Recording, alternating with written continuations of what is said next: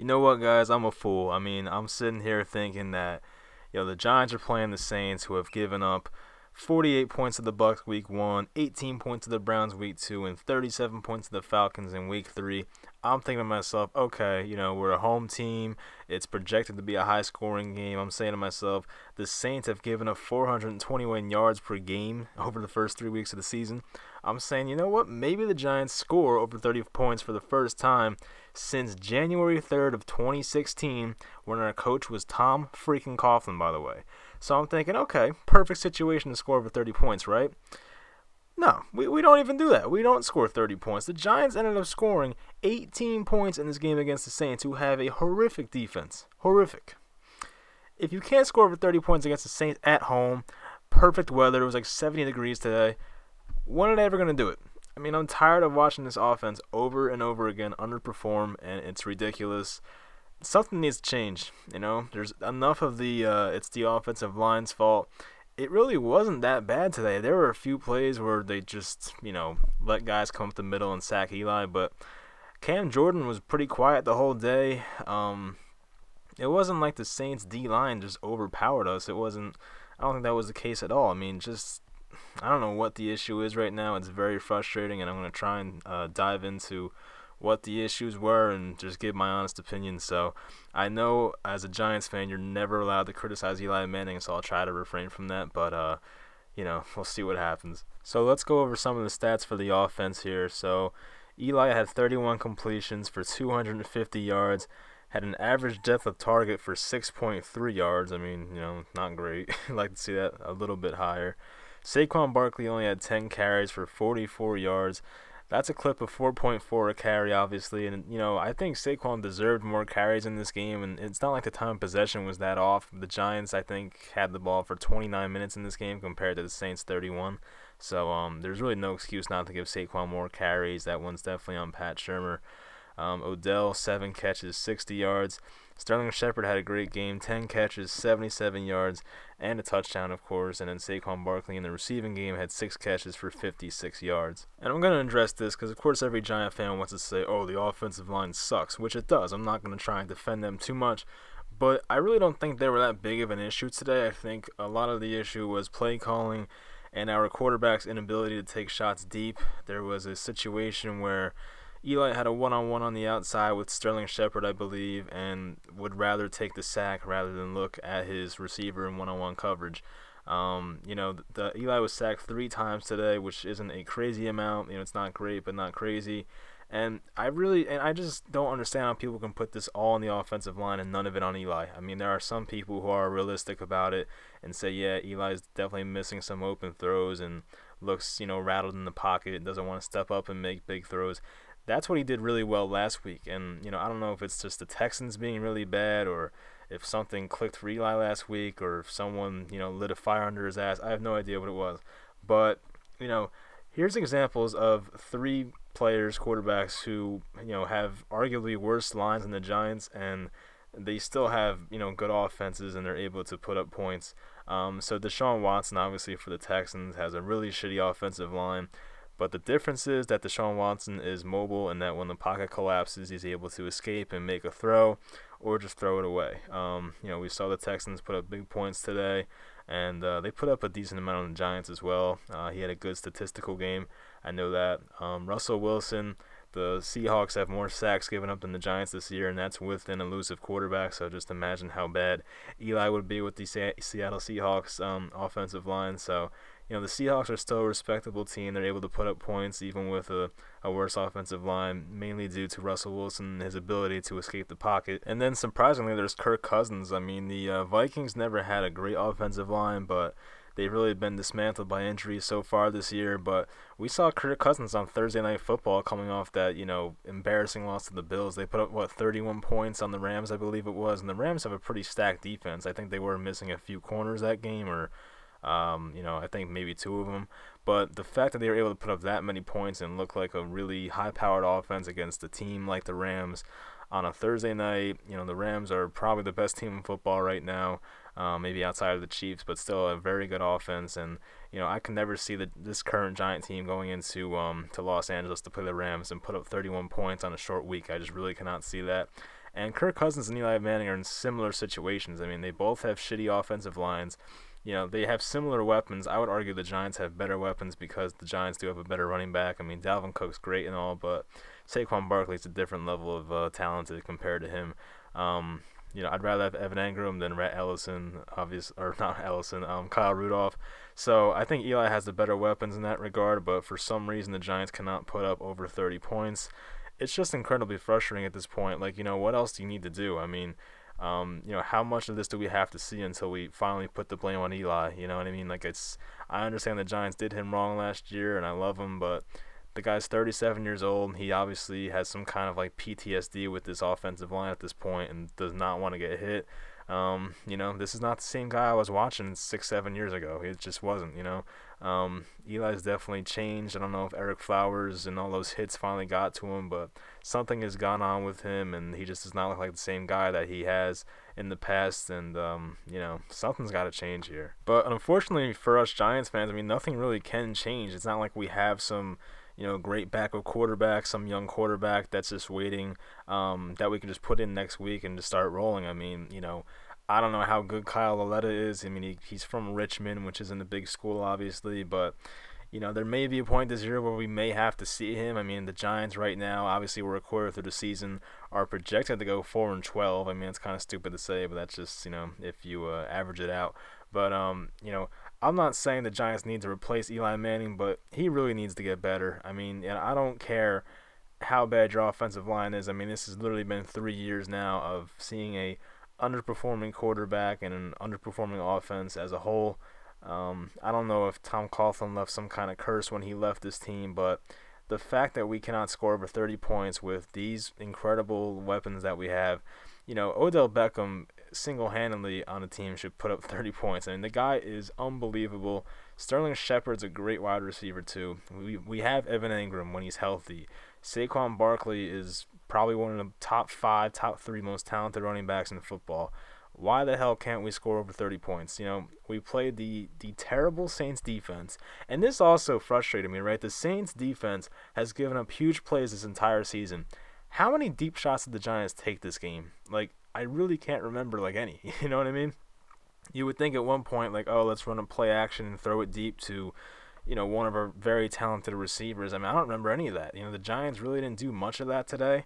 I don't know how much of that's on Shermer, how much of that's on Eli, because there were times where the Giants would run a play, Eli would look downfield and then just pull it back and throw it right to Barkley for a few yards. So I don't know who to blame that on, but it's incredibly frustrating, and it shows that your game plan's kind of flawed when you see the Saints the first 3 weeks obviously struggled with giving up big plays, and you do not take any advantage of it. So it's obviously very disappointing, but nothing's going to change. I mean, these guys just have to play better. I mean, as I said, no one's going to walk through the door next week and just automatically make this team better. So you got to deal with what you have right now, and the Giants just need to play better as an offense. So we'll get on to the defense here, and they had some good things about them, some bad things about them. So Landon Collins had a terrific game, 14 combined tackles, had that nice play on Ben Watson in the end zone where it looked like Watson was going to catch a touchdown, and Collins just never gave up on it and was able to kind of rattle the ball out and forced the incomplete pass in the end zone, which led to a Saints field goal, I believe. And another thing, the Giants defense was really good in the red zone today. I mean, they kind of effed up at the end, and they let Kamara have a few big runs, but for the most part, there was 4 possessions in the beginning. I think it was all in the second quarter where the Saints had 4 field goals. And anytime Drew Brees is in the red zone and you can hold that guy to 4 field goals, I don't care who his receivers are, you did a really nice job as a defense. And I thought the Giants defense overall did a really nice job the first half. And you know what?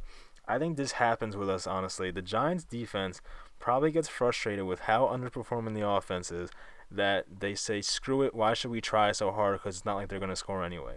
And I feel like this defense has been outperforming this offense for the last few years, ever since we had that offseason where we signed OV, Snacks Harrison and Janoris Jenkins, the Giants defense has just lifted this team and carried them.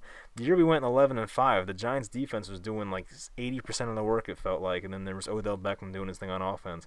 The defense is tired of carrying this offense. The Giants offense needs to wake the hell up because the defense can only do so much. The defense isn't putting points on the board.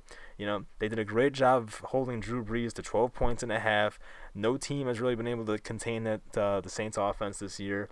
And, you know, there go the Giants doing a great job, and their offense wasn't doing jack shit for a long time, and the defense finally, you know, they were bending and not breaking, and then they finally broke in the fourth quarter, and even the third quarter, when Kamara had those big runs. So they did a good job for the most part. There were some other things that happened. There was that phantom horse collar call on, I think it was Janoris Jenkins. I forget who it was on, maybe Kamara, where, you know, they showed the replay, and the guy, you know, Janoris did not have his hand inside of his jersey at any point. It wasn't even close to a horse collar, and, you know, of course the refs get together, do their fake little meeting, and they still call it a horse collar, which was nonsense. There was the pass interference on Dante Dion at the end where the Giants really needed to stop to get the ball back. You know, I really do think it was defensive holding. You know, you can obviously see it was tugging on his jersey trying to pull away. And it was just a stupid play because, you know, Dion had safety help over the top. It's not like if Dion got beat that they were going to score a touchdown. I mean, if you're going to get beat, you might as well just, you know, give your safety a shot rather than just get the flag and just give the Saints a first down without even completing the pass. So, you know, so I saw some people complaining about how that wasn't pass interference or defensive holding when I would argue obviously was because you could see it on the replay. But the thing with the defense that's really concerning, and also one more thing, Janoris Jenkins did a really nice job on Michael Thomas. Michael Thomas was lighting up teams before this. I think I saw some insane stat that I think Michael Thomas was thrown to like 40 times, and Drew Brees completed 39 of those passes to him, which is insane. I'm not sure what their percentage was today, but Janoris Jenkins kept Thomas relatively quiet today, which no one else has been able to do so far this year. He's been having the best season as a wide receiver so far, so nice job there. But the pass rush was just horrible. I mean, I don't know what's going on with them. You know, the Giants obviously like to blitz under James Bettcher, but there was just not enough pressure for Drew Brees at all. I mean, this guy will just, you know, he'll tear you apart, Drew Brees. That's just, you know, he's made a living off of that now. He's one of the best passers in NFL history. And if you don't give that guy enough pressure, he's going to have a great game, and that's pretty much what we saw.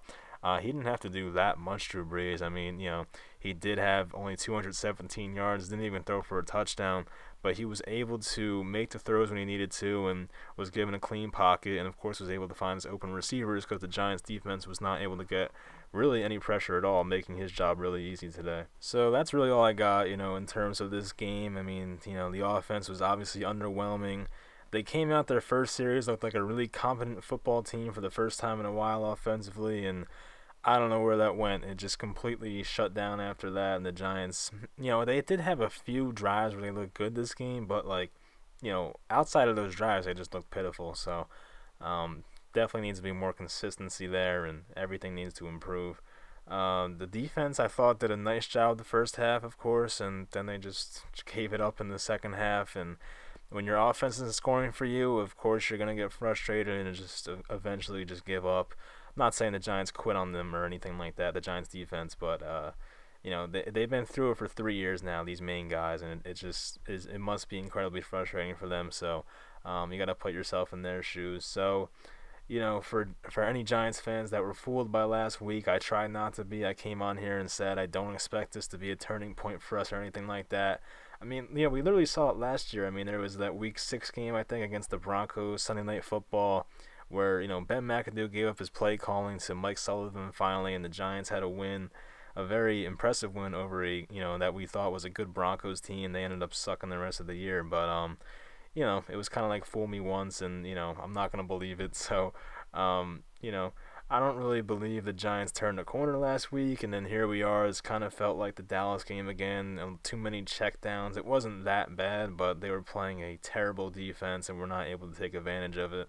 This should have been a high-scoring game. If we got outplayed by Drew Brees or something like that, and the score was like 42-30 something, then fine, you know, so be it. But I'm tired of seeing the same underperforming offense every week. Here we are, another week of not scoring over 30 points. It's literally been since 2015, basically. and it's just ridiculous. So something needs to change.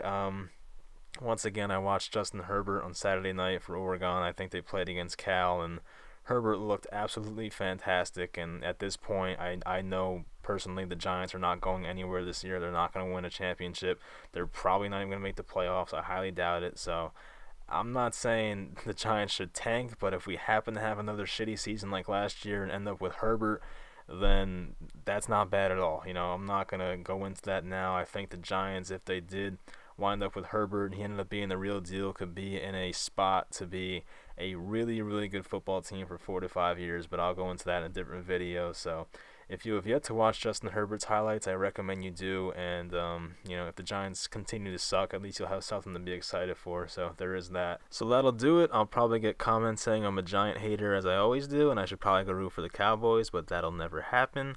I'm just trying to be as realistic as possible, and the Giants fans that don't want to open their eyes and see what's happening right in front of them, then you can keep being fooled by this team every week, and that's fine with me. But I'm trying to look to the future, and I know that this quarterback is not going to get the job done for us, and this offensive line ain't getting any better, and it is what it is. So I'll talk to you guys after the Panthers game. I think we play Carolina, then we play the Eagles, and then we play the Falcons. So it should be a fun 3 weeks. We'll see what happens. If they want to be competitive in those games, they need to get a lot better, and I really hope they do. So we'll see what happens, and I'll see you guys next time.